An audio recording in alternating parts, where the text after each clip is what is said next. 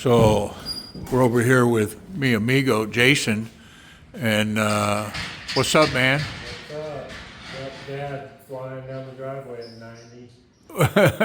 90. So got the LS motor in the boat, and it looks like a lot of the cage is done.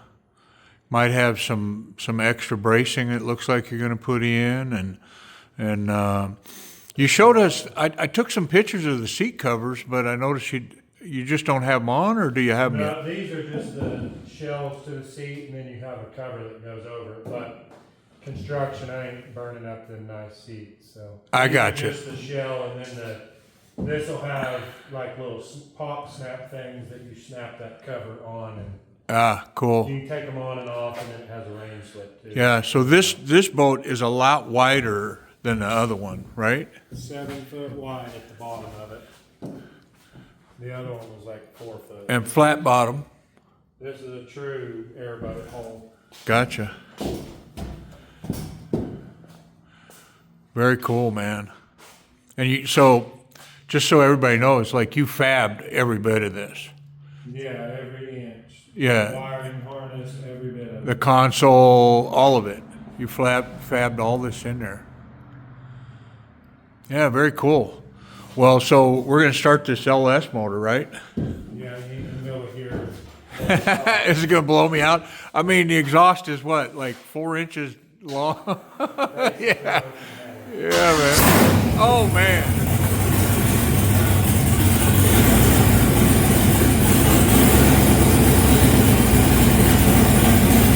Oh, my goodness.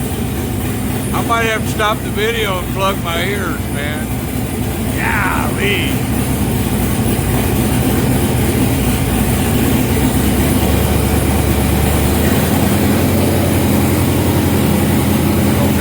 Some kind of fire going, okay? Chili.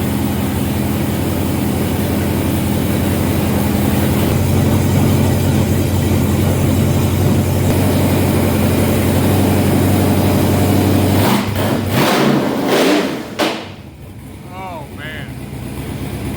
Yeah, that's crazy, man. I can't wait to see this run on the river. I can't wait to see it. Yeah, it's gonna fly. Very cool. So you can't put a prop on it in here. Nah, it'll blow the wall over. Blow the sheet metal off the road. Very cool. Well, thanks for sharing it with us, man. All right, I might be sacrificing my ears, but he's gonna rev that motor now that it's warm.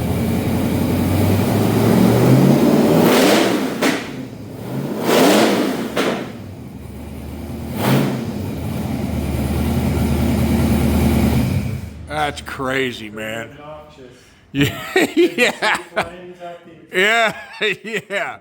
Yeah, that's cool, man. The guy that built the motor said 425 horse. 425. Yeah, so it's probably somewhere between 400 and 450. Wow. What? How long do you think till the maiden voyage? Well, I'm hoping to have it on the little lake down the road here, just a little small lake to do some testing and tuning next weekend. Wow. So basically a week from tomorrow. Awesome. Now I should have it there. I'll have the prop on it this weekend running it up. Well, very cool, man. Setting a wide open throttle on it. Yeah, you definitely should have filmed the whole thing. So what we were just talking about, I wanted to film that. So the idea is you're going to do some lake tests and make sure that everything's lined up and running properly. And then you'll break it all down and powder coat it, right? Like everything will come I'll off. probably put 3 or 4 hours on it with raw steel, just in case I need to tweak something So on an airboat, the bottom it's true flat, and on some of them, sitting on dry ground, it'll cause a suction. I've got a buddy that has one, so they'll put little jacks along the center, and you can jack the bottom of the boat. It's minuscule, tiny amounts, but it gives it enough to not suction. So I want to test it on dry ground and everything to make sure that I don't need to make any fabrication improvements, and then I'll strip everything off of it. Everything, and then I've got to weld some brackets on for wiring harness and stuff, and then it's off the powder coat and get it back. They said 5 to 6 days. Awesome. Put it all right back together, and then it's ready to run. I've got to do some work to the trailer too. I've got to put some bumpers and then finish painting the trailer. But yeah, hopefully next weekend it'll be on the water at least. So maybe you build a couple of these. Thinking maybe. Hope so. Yeah, we'll see how. Be interesting to see the market for them. Yeah. Yeah. I mean, in this area, there's not a lot of water for this style of boat, but It's more of a swamp rig, right? yeah, Or but Florida, we've Louisiana. got rivers that are good. People are just Right.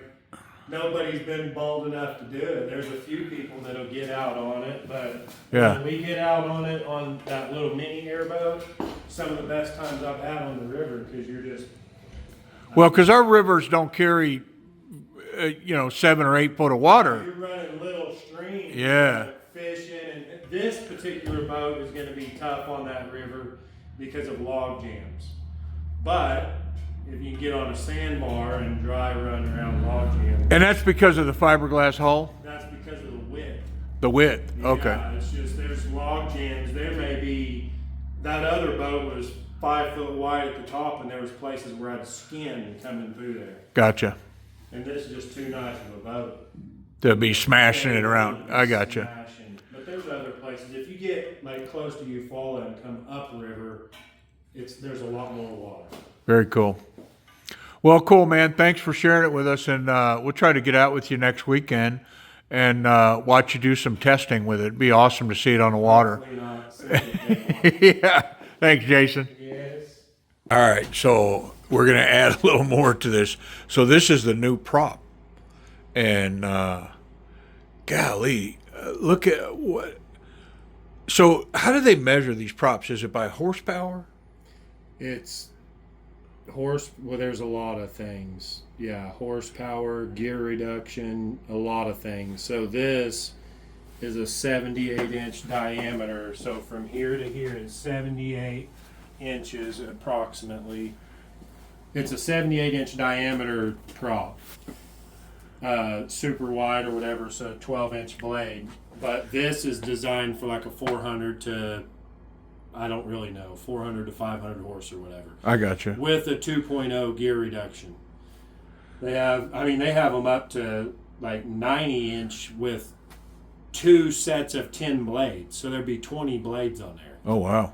Because that dude's making 1,400 horse or something, or got the gear reduction to move that many blades. They counter rotate too. One will go left, one goes right, and they're for like real snappy. This is going to be more of a torquey boat. Gotcha. Like pull a house over, where them boats with little thin bunch of blades, they're snappy. They're real fast out of the hole. Gotcha.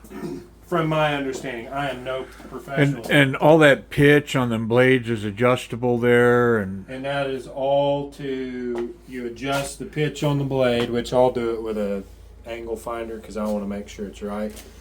But by adjusting that is how you control your max RPM at wide open throttle. I gotcha. The more pitch, the more load, the less the engine's got. If I run at 5 degrees pitch, that engine will probably go till it blows the piston out of it. At 15, it's probably going to be real close to where it's at. It's going to want to hang it at like 5,200 on a trailer, which is where I need to be. Gotcha. The prop can only turn 2,700 RPMs max, or they come apart. Okay. They're designed to only spin so fast.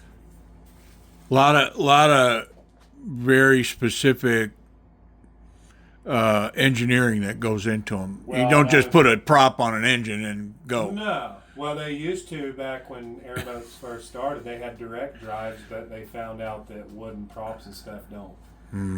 But I've been blessed and fortunate enough to meet a couple guys that's what they do is build airboats. They know what they're doing. They're willing to teach me knowledge. I'm learning everything from them and research.